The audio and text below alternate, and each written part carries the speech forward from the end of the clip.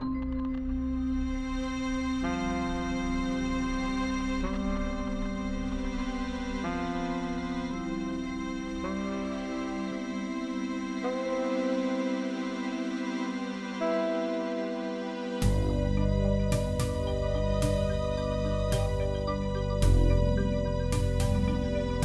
stoïcisme est une philosophie apparue à Athènes durant la Grèce antique.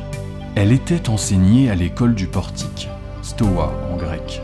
Étymologiquement, les stoïciens étaient les adeptes du Portique. En effet, Zénon de Kition, son fondateur, enseignait ses leçons sous un portique de l'Agora à Athènes, où ses disciples se réunissaient. Cette école de philosophie exista jusqu'à la Rome antique, où elle fut pratiquée par des philosophes tels que Épictète, aujourd'hui l'une de ses figures emblématiques, mais aussi par des politiciens tels que Sénèque ou Cicéron. L'empereur Marc Aurèle lui-même était adepte de cette philosophie. La philosophie stoïcienne est réputée pour avoir été pensée comme un système. La constance de ce système fut telle qu'il fut suivi par les stoïciens du IIIe siècle avant Jésus-Christ jusqu'à Marc Aurèle en l'an 180, soit près de 500 ans.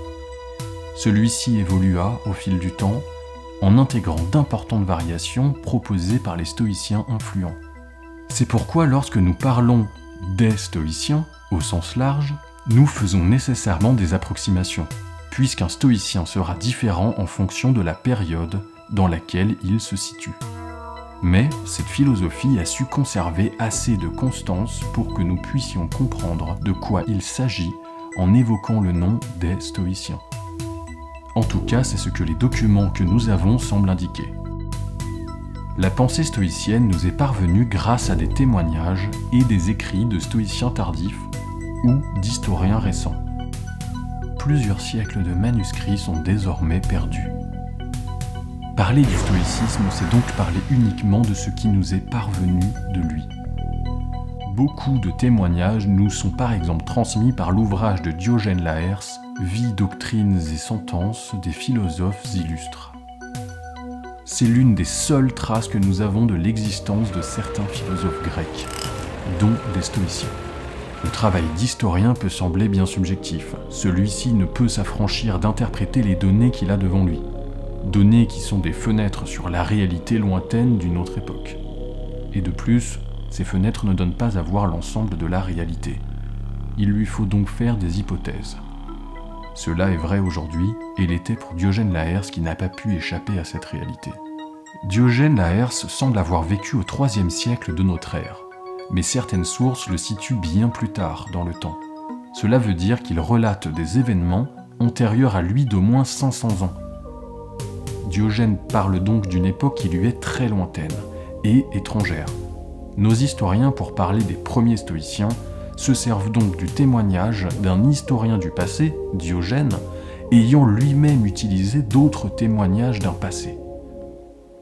Une bonne partie de la vérité a dû se perdre ou se distordre.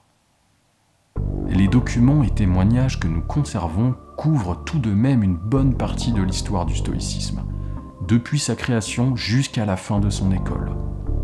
Ceux-ci provenant d'auteurs différents et ne semblent pas contenir d'énormes contradictions. Le problème dans l'interprétation de ces documents réside plutôt dans la langue. Les langues grecques et latines sont des barrières pour retranscrire fidèlement la pensée des époques où elles étaient parlées.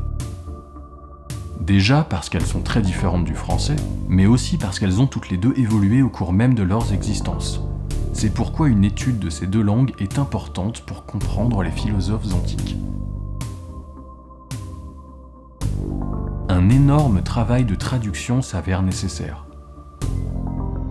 Heureusement, celui-ci a été largement réalisé par les experts de ce domaine, en ce qui concerne les stoïciens, du moins.